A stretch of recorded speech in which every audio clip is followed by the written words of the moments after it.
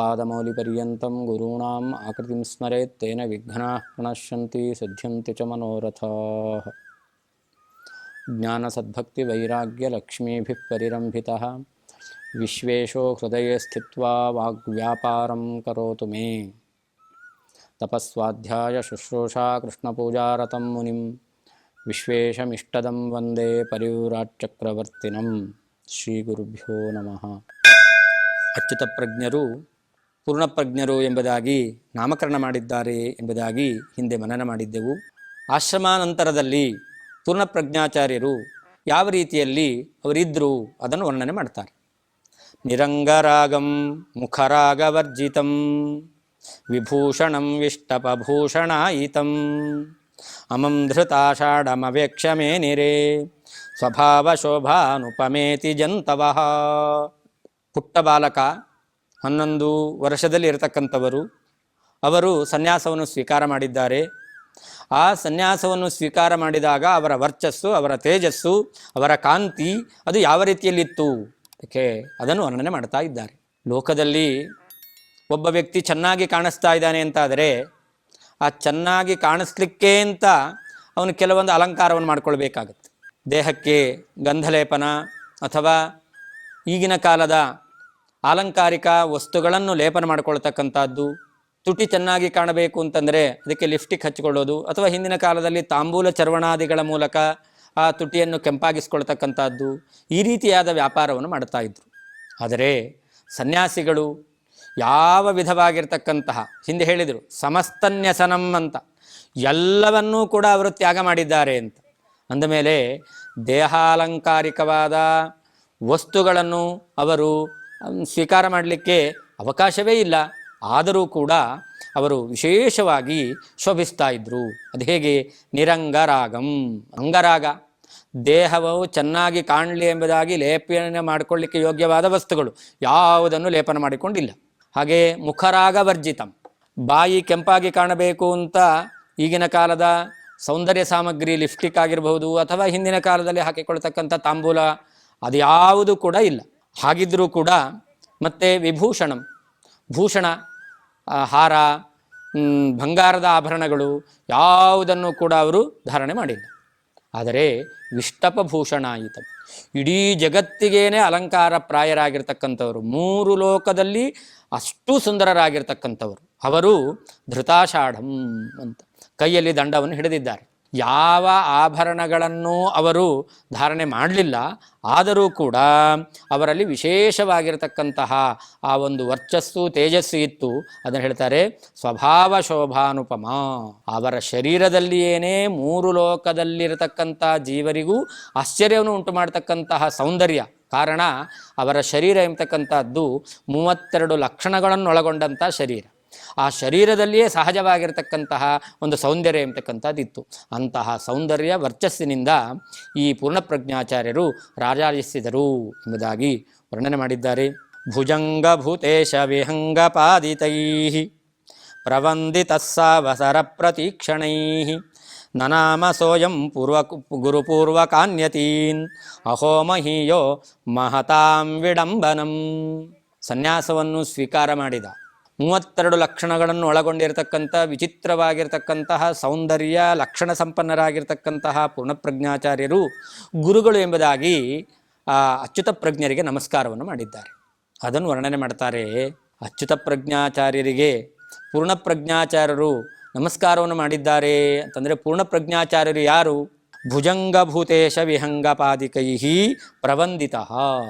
ದೇವಾನುದೇವತೆಗಳು ಶೇಷ, ಗರುಡ, ರುದ್ರ, ಇಂದ್ರ, ಚಂದ್ರ, ಸೂರ್ಯ ಈ ಎಲ್ಲ ದೇವತೆಗಳು ಕೂಡ ವಾಯುದೇವರಿಗೆ ನಮಸ್ಕಾರ ಮಾಡಬೇಕು ಅಂತ ಸಾವಸರ ಪ್ರತೀಕ್ಷಣೆ, ಯಾವಾಗ ನಮಗೆ ಅವಕಾಶ ಸಿಕ್ಕೀತು ಅಂತ ಕಾಯ್ತಾ ಇರ್ತಾರಂತೆ. ಹೀಗೆ ದೇವಾನುದೇವತೆಗಳು ಈ ವಾಯುದೇವರ ನಮಸ್ಕಾರಕ್ಕೋಸ್ಕರ ಅವರು ಕಾಯ್ತಾ ಇರ್ತಾರೆ.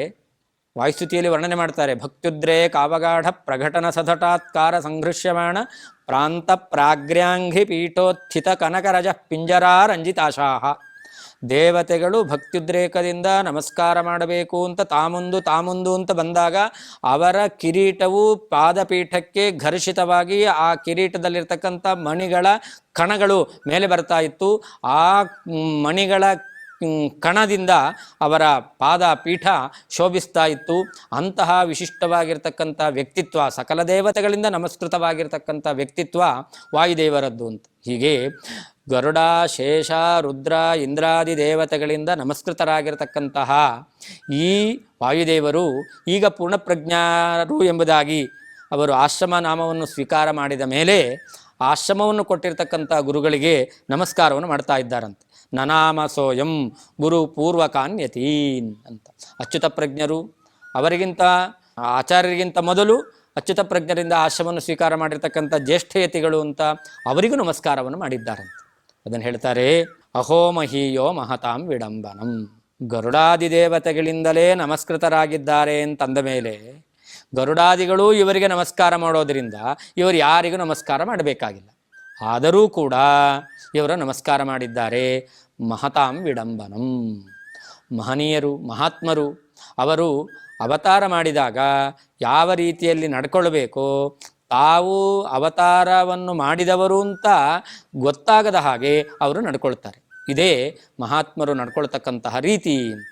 ಕೃಷ್ಣ ಪರಮಾತ್ಮನೂ ಕೂಡ ಅವತಾರ ಮಾಡಿದವನು ಜಾತೆ ನರೇಶು ಜನನೇ ನರವತ್ ಪ್ರವೃತ್ತಿ ಜ್ಞಾನಾದಿಗೋಹನಮಪಿ. ಮನುಷ್ಯರಾಗಿ ಅವತಾರ ಮಾಡಿದಾಗ ಮನುಷ್ಯರಂತೆ ನಡ್ಕೊಳ್ಬೇಕು. ತಮ್ಮಲ್ಲಿರ್ತಕ್ಕಂತಹ ಸರ್ವಜ್ಞತ್ವ, ಸರ್ವಸಾಮರ್ಥ್ಯ, ಸರ್ವಗುಣಪೂರ್ಣತ್ವ, ಸರ್ವೋತ್ತಮತ್ವ ಇದನ್ನು ಲೋಕಕ್ಕೆ ತಿಳಿಸಿಕೊಡಬಾರದು. ಹಾಗೆ ಆಚಾರ್ಯರು ಕೂಡ ವಾಯುದೇವರೇ ಆಗಿದ್ದಾರೆ, ರುದ್ರಾದಿ ದೇವತೆಗಳಿಂದ ವಂದ್ಯರಾಗಿದ್ದಾರೆ. ಆದರೆ ಇದು ಜಗತ್ತಿಗೆ ತಿಳಿಸ್ಕೊಡಬಾರದು ಎಂಬುದಾಗಿ ಅವರು ತಾವು ಸಾಧಾರಣ ವ್ಯಕ್ತಿಯಂತೆ ಅಚ್ಯುತ ಪ್ರಜ್ಞರಿಗೆ ನಮಸ್ಕಾರವನ್ನು ಮಾಡಿದ್ದಾರೆ. ಹೀಗೆ ತಾವು ಆಶ್ರಮವನ್ನು ಸ್ವೀಕಾರ ಮಾಡಿದ ಮೇಲೆ, ಆಶ್ರಮ ಸ್ವೀಕಾರ ಮಾಡಿದ ಮೇಲೆ ಆ ಆಶ್ರಮದ ಧರ್ಮಕ್ಕೆ ಚ್ಯುತಿ ಬಾರದ ಹಾಗೆ ಅವರು ನಡ್ಕೊಳ್ತಾ ಇದ್ದಾರೆ ಅಂತ.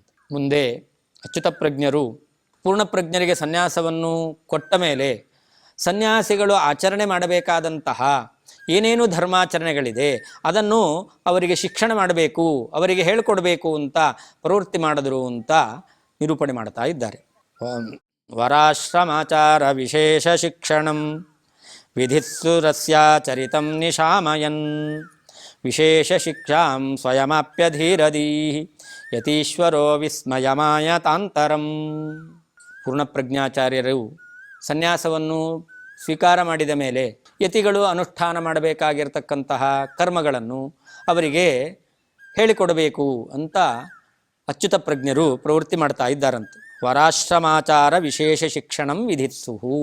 ಬ್ರಹ್ಮಚರ್ಯಾಶ್ರಮದಲ್ಲಿರ್ತಕ್ಕಂತಹ ವ್ಯಕ್ತಿ ಅನುಷ್ಠಾನ ಮಾಡತಕ್ಕಂತಹ ಕ್ರಮ ಬೇರೆ, ಸನ್ಯಾಸವನ್ನು ಸ್ವೀಕಾರ ಮಾಡಿದಾಗ ಅವನ ಆಚರಣೆಯ ಕ್ರಮ ಎಂಬತಕ್ಕಂಥದ್ದು ಬೇರೆ. ಹೀಗೆ ಮೊದಲು ಬ್ರಹ್ಮಚರ್ಯಾಶ್ರಮದಲ್ಲಿದ್ದವರು ಈಗ ಸನ್ಯಾಸವನ್ನು ಸ್ವೀಕಾರ ಮಾಡಿದ್ದಾರೆ. ಸನ್ಯಾಸಾಶ್ರಮದಲ್ಲಿ ಇದ್ದಾಗ ಅವರು ಅನುಷ್ಠಾನ ಮಾಡಬೇಕಾಗಿರ್ತಕ್ಕಂತಹ ಕ್ರಮಗಳನ್ನು ಪೂರ್ಣಪ್ರಜ್ಞಾಚಾರ್ಯರಿಗೆ ಹೇಳ್ಕೊಡ್ಬೇಕು ಅಂತ ಅಚ್ಯುತ ಪ್ರಜ್ಞರು ಬಂದಿದ್ದಾರಂತೆ. ಅವರು ಮಾಡೋದನ್ನು ನೋಡ್ತಾ ಇದ್ದಾರೆ, ದೂರದಲ್ಲಿ ಅವರು ಗಮನಿಸ್ತಾ ಇದ್ದಾರೆ. ವಾಸುದೇವಾಚಾರ್ಯರು, ಪೂರ್ಣಪ್ರಜ್ಞಾಚಾರ್ಯರು ಯಾವ ರೀತಿಯಲ್ಲಿ ತಮ್ಮ ಸನ್ಯಾಸ ಧರ್ಮದ ಅನುಷ್ಠಾನವನ್ನು ಮಾಡ್ತಾ ಇದ್ದಾರೆ ಅನ್ನೋದನ್ನು ನಿಶಾಮಯನ್ ದೂರದಿಂದ ನೋಡ್ತಾ ಇದ್ದಾರಂತೆ. ನೋಡಿದಾಗ ಈಗ ತಾನೇ ಹೊಸದಾಗಿ ಸನ್ಯಾಸವನ್ನು ಸ್ವೀಕಾರ ಮಾಡಿರುವಂತಹ ಪೂರ್ಣಪ್ರಜ್ಞಾಚಾರ್ಯರಿಗೆ ಸನ್ಯಾಸಾಶ್ರಮೋಚಿತವಾದಂತಹ ಕರ್ಮಗಳನ್ನು ಯಾವ ರೀತಿಯಲ್ಲಿ ಅನುಷ್ಠಾನ ಮಾಡಬೇಕು ಅಂತ ಹೇಳಿಕೊಡಬೇಕು ಅಂತ ಇವರ ಮನಸ್ಸಿಗೆ ಬಂದಿತ್ತು. ಆದರೆ ಅವರು ಅನುಷ್ಠಾನ ಮಾಡೋದನ್ನು ನೋಡಿ ವಿಶೇಷ ಶಿಕ್ಷಾಂ ಸ್ವಯಮಾಪ್ಯ, ಈ ಅಚ್ಯುತ ಪ್ರಜ್ಞರೇ ಆ ಪೂರ್ಣಪ್ರಜ್ಞಾಚಾರ್ಯರಿಂದ ಯಾವ ರೀತಿಯಲ್ಲಿ ಧರ್ಮಾನುಷ್ಠಾನವನ್ನು ಮಾಡಬೇಕು ಎಂಬತಕ್ಕಂಥದ್ದನ್ನು ತಿಳಿಸಿದ್ದಾರಂತೆ. ಆಚಾರ್ಯರು ಬಾಯ್ಬಿಟ್ಟು ಹೇಳಲಿಲ್ಲ, ಅವಚನೇನೈವ ಪ್ರೋವಾಚ. ಯಾವುದನ್ನು ಯಾವ ರೀತಿಯಲ್ಲಿ ಮಾಡಬೇಕು ಎಂಬತಕ್ಕಂಥದ್ದನ್ನು ಮಾಡುವುದನ್ನು ಅವರು ನೋಡುವ ಹಾಗೆ ಮಾಡಿ, ಅವರು ಮಾಡ್ತಕ್ಕಂತಹ ಆಚರಣೆಯಲ್ಲಿ ಏನಾದರೂ ಲೋಪದೋಷಗಳಿದ್ದರೆ ಅದನ್ನು ಅಚ್ಯುತ ಪ್ರಜ್ಞರಿಗೆ ತಿದ್ದುಕೊಳ್ಳಿಕ್ಕೆ ಒಂದು ಅವಕಾಶವಾಯಿತಂತೆ. ಹೀಗೆ ಆಚಾರ್ಯರು ಹಿಂದೆ ಹೇಳಿದ ಹಾಗೆ 4 ಆಶ್ರಮ ಧರ್ಮವನ್ನು ಯಥಾವತ್ತಾಗಿ ಅನುಷ್ಠಾನ ಮಾಡ್ತಕ್ಕಂಥವರು ವಾಯುದೇವರಾಗಿದ್ದಾರೆ, ಅವರೇ ಪೂರ್ಣಪ್ರಜ್ಞಾಚಾರ್ಯರು. ಅದರಿಂದ ಅವರ ಆಚರಣೆಯಲ್ಲಿ ಯಾವ ಲೋಪ ದೋಷಗಳು ಬರಲಿಕ್ಕೆ ಸಾಧ್ಯ ಇದೆ ಆ ಅಚ್ಯುತ ಪ್ರಜ್ಞರೇ ಆಚಾರ್ಯರ ಅನುಷ್ಠಾನವನ್ನು ನೋಡಿ ತಾವೇ ತಪ್ಪು ಏನು ಮಾಡ್ತಾ ಇದ್ರು ಅದನ್ನು ತಿದ್ದುಕೊಂಡಿದ್ದಾರಂತೆ. ಯತೀಶ್ವರೋ ವಿಸ್ಮಯಮಾಯ ತಾಂತರಂ. ಆಚಾರ್ಯರ ಈ ಕರ್ಮಾನುಷ್ಠಾನವನ್ನು ನೋಡಿ ಆ ಅಚ್ಯುತ ಪ್ರಜ್ಞರಿಗೆ ವಿಶೇಷವಾದ ಆಶ್ಚರ್ಯವಾಯಿತು ಅಂತ. ಆಚಾರ್ಯರು ಅನುಷ್ಠಾನ ಮಾಡ್ತಕ್ಕಂಥದ್ದು ಅದು ನೋಡಿದಾಗ ಸಾಧಾರಣ ಮನುಷ್ಯರಿಗೆ ಆಶ್ಚರ್ಯ ಆಗತಕ್ಕಂಥದ್ದು ಅದೇನು ದೊಡ್ಡದಲ್ಲ. ಯಾಕೆ ಅಂತಂದರೆ ಇಡೀ ಜಗತ್ತಿನಲ್ಲಿ ಯಾರ್ಯಾರು ಅನುಷ್ಠಾನವನ್ನು ಮಾಡ್ತಾ ಇದ್ದಾರೋ ದೇವಾನುದೇವತೆಗಳು ಅವರಿಗೆಲ್ಲ ಗುರುಗಳಾಗಿರ್ತಕ್ಕಂಥವರು, ಜಗದ್ಗುರುಗಳಾಗಿರ್ತಕ್ಕಂಥವರು ಈ ವಾಯುದೇವರು. ಅವರ ಆಚರಣೆಯಲ್ಲಿ ವಿಶಿಷ್ಟವಾಗಿರ್ತಕ್ಕಂತಹ ಕ್ರಮ ಎಂಬತಕ್ಕಂಥದ್ದಿರುತ್ತೆ. ಅದನ್ನು ಮನುಷ್ಯರು ತಿಳ್ಕೊಳ್ಳಿಕ್ಕೂ ಸಾಧ್ಯ ಇಲ್ಲ, ಅನುಷ್ಠಾನ ಮಾಡಲಿಕ್ಕೂ ಸಾಧ್ಯವೇ ಇಲ್ಲ. ಹಾಗಿರಬೇಕಾದರೆ ಅಚ್ಯುತ ಪ್ರಜ್ಞರು ಈ ಪೂರ್ಣಪ್ರಜ್ಞಾಚಾರ್ಯರ ಅನುಷ್ಠಾನವನ್ನು ನೋಡಿ ಆಶ್ಚರ್ಯಪಟ್ಟಿದ್ದಾರೆ ಅಂತಂದರೆ ಅದೇನು ಆಶ್ಚರ್ಯವೇ ಅಲ್ಲ, ಆಶ್ಚರ್ಯ ಪಡಬೇಕಾದದ್ದೇ. ಆ ರೀತಿಯಲ್ಲಿ ಅವರು ಆಶ್ಚರ್ಯಪಟ್ಟಿದ್ದಾರೆ. ಮುಂದೆ ವಾಸುದೇವಾಚಾರ್ಯರು ಪೂರ್ಣಪ್ರಜ್ಞಾಚಾರ್ಯರಾದ ಮೇಲೆ ಸನ್ಯಾಸವನ್ನು ಸ್ವೀಕಾರ ಮಾಡಿದ ಮೇಲೆ ಅಚ್ಯುತ ಪ್ರಜ್ಞರ ಜೊತೆಯಲ್ಲಿ ಅನಂತೇಶ್ವರ ಉಡುಪಿ ಕ್ಷೇತ್ರಕ್ಕೆ ಬಂದು ಆ ಭಗವಂತನನ್ನು ನಮಸ್ಕಾರ ಮಾಡಿದ್ದಾರೆ ಅಂತ ವರ್ಣನೆ ಮಾಡ್ತಾ ಇದ್ದಾರೆ. ಸರೌಪ್ಯ ಪೀಠಾಲಯವಾಸಿನೇ ಯದಾ ನನಾಮನಾಥಾಯ ಮಹಾಮತಿರ್ಮುದಾ ತದಾ ಮುನಾಗ್ರಾಹಿ ನರ ಪ್ರವೇಶಿನ ಭುಜೇ ಭುಜೇನ ಶುಭುಜಂಗಶಾಯಿನ. ಕುತ್ಯಾಡಿ ಎಂಬತಕ್ಕಂತಹ ಒಂದು ಗ್ರಾಮದಲ್ಲಿರುವ ಮಠದಲ್ಲಿ ಆಶ್ರಮವನ್ನು ಸ್ವೀಕಾರ ಮಾಡಿದ ಮೇಲೆ ಗುರುಗಳ ಜೊತೆಯಲ್ಲಿ ಅಚ್ಯುತ ಪ್ರಜ್ಞರ ಜೊತೆಯಲ್ಲಿ ಪೂರ್ಣಪ್ರಜ್ಞಾಚಾರ್ಯರು ಉಡುಪಿಯ ಅನಂತೇಶ್ವರನ ಸನ್ನಿಧಾನಕ್ಕೆ ಬಂದಿದ್ದಾರೆ. ಜಗದೊಡೆಯನಾದಂತಹ ಲಿಂಗದಲ್ಲಿ ಸನ್ನಿಹಿತನಾಗಿರ್ತಕ್ಕಂತಹ ಆ ಅನಂತೇಶ್ವರನಿಗೆ ಅವರು ನನಾಮನಾಥಾಯ ಮಹಾಮತಿಹಿ ಅಂತ ಆ ಪೂರ್ಣಪ್ರಜ್ಞಾಚಾರ್ಯರು ವಿಶೇಷವಾಗಿ ಶ್ರದ್ಧಾಭಕ್ತಿಯಿಂದ ಸಾಷ್ಟಾಂಗ ನಮಸ್ಕಾರವನ್ನು ಮಾಡಿದ್ದಾರಂತೆ. ಯಾವಾಗ ಉಡುಪಿಗೆ ಬಂದು ಅಲ್ಲಿ ಅನಂತೇಶ್ವರನ ಸನ್ನಿಧಾನದಲ್ಲಿ ಭಗವಂತನ ಅನುಗ್ರಹದಿಂದಲೇ ಭೂಮಿಯಲ್ಲಿ ಅವತಾರ ಮಾಡಿ ಭಗವಂತನ ಸೇವೆಗೋಸ್ಕರವೇ ಕಟಿಬದ್ಧರಾಗಿರ್ತಕ್ಕಂಥವರು, ನಿನ್ನ ಆದೇಶವನ್ನು ನಾನು ಪರಿಪಾಲನೆ ಮಾಡ್ತಾ ಇದ್ದೇನೆ ಎಂಬುದಾಗಿ ಅವರು ನಮಸ್ಕಾರ ಮಾಡಿದಾಗ ಆ ವಾಸುದೇವಾಚಾರ್ಯ ಪೂರ್ಣಪ್ರಜ್ಞಾಚಾರ್ಯರನ್ನು ಭಗವಂತ ಕೈಯಲ್ಲಿ ಹಿಡ್ಕೊಳ್ತಾ ಇದ್ದಾನಂತೆ. ಹೇಗೆ ಹಿಡ್ಕೊಂಡ ಅದನ್ನು ಹೇಳ್ತಾರೆ. ತದಾ ಮುನಾಗ್ರಾಹಿ ನರಪ್ರವೇಶಿನ. ಆ ಲಿಂಗಾಕಾರವಾದ ಶಿಲೆಯಲ್ಲಿ ಸನ್ನಿಹಿತನಾಗಿರ್ತಕ್ಕಂತಹ ಪರಮಾತ್ಮ ಒಬ್ಬ ವ್ಯಕ್ತಿಯಲ್ಲಿ ಆವಿಷ್ಟನಾಗಿದ್ದಾನಂತ. ಆ ವ್ಯಕ್ತಿಯಲ್ಲಿ ಪರಮಾತ್ಮ ಆವಿಷ್ಟನಾಗಿ ಈ ಪೂರ್ಣಪ್ರಜ್ಞಾಚಾರ್ಯರನ್ನು ಕೈಯಲ್ಲಿ ಹಿಡ್ಕೊಂಡಿದ್ದಾನಂತ. ಭುಜೇ ಭುಜೇನಾಶು ಭುಜಂಗಶಾಯಿನ. ಭುಜಂಗಶಾಯಿ, ಶೇಷಶಾಯಿ, ಅನಂತಾಸನ ಎಂಬುದಾಗಿ ಕರೀತಾ ಇದ್ದಾರೆ. ಅನಂತೇಶ್ವರ ಅಂತ ಕರೀತಾರೆ.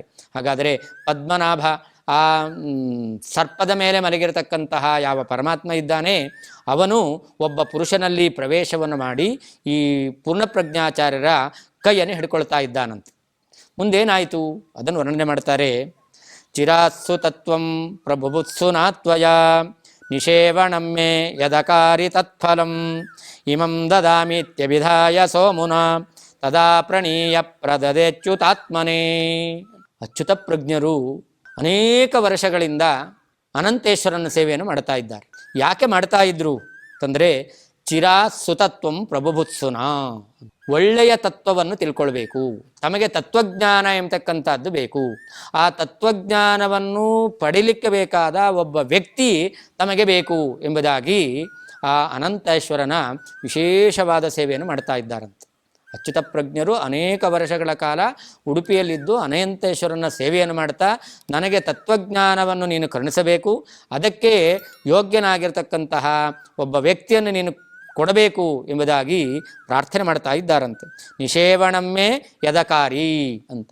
ನೀನು ಅನೇಕ ವರ್ಷಗಳಿಂದ ನನ್ನ ಸೇವೆಯನ್ನು ಮಾಡಿದ್ದೀಯ, ತತ್ವಜ್ಞಾನ ಬೇಕು ಎಂಬುದಾಗಿ ನಿನಗೆ ಬಯಕೆ ಇದೆ, ಅದಕ್ಕೋಸ್ಕರ ಇಮಂ ದದಾಮಿ ಅಂತ. ಈ ವ್ಯಕ್ತಿಯನ್ನು ನೀನು ತತ್ವಜ್ಞಾನವನ್ನು ಪಡೀಲಿಕ್ಕೋಸ್ಕರ ನಿನಗೆ ನಾನು ಅನುಗ್ರಹಿಸಿದ್ದೇನೆ ಎಂಬುದಾಗಿ ಆ ಪರಮಾತ್ಮ ಒಬ್ಬ ವ್ಯಕ್ತಿಯಲ್ಲಿ ಆವಿಷ್ಟನಾಗಿ ಪೂರ್ಣಪ್ರಜ್ಞಾಚಾರ್ಯರ ಕೈಯನ್ನು ಹಿಡಿದು ಆ ಅಚ್ಯುತ ಪ್ರಜ್ಞಾಚಾರ್ಯರ ಎದುರುಗಡೆ ತಂದು ಹಿಡಿದು ಅವನು ಹೇಳ್ತಾ ತದಾ ಪ್ರಣೀಯ ಪ್ರದದೇಚ್ಯುತಾತ್ಮನೇ ಅಂತ. ತತ್ವಜ್ಞಾನವನ್ನು ಪಡೀಲಿಕ್ಕೋಸ್ಕರ ಇವನ್ನು ನಾನು ಕೊಟ್ಟಿದ್ದೇನೆ ಎಂಬುದಾಗಿ ಭಗವಂತನೇ ಈ ಪೂರ್ಣಪ್ರಜ್ಞಾಚಾರ್ಯರನ್ನು ಅಚ್ಯುತ ಪ್ರಜ್ಞರಿಗೆ ಭಗವಂತ ಕೊಟ್ಟಿದ್ದಾನೆ ಎಂಬುದಾಗಿ ವರ್ಣನೆ ಮಾಡಿದ್ದಾರೆ.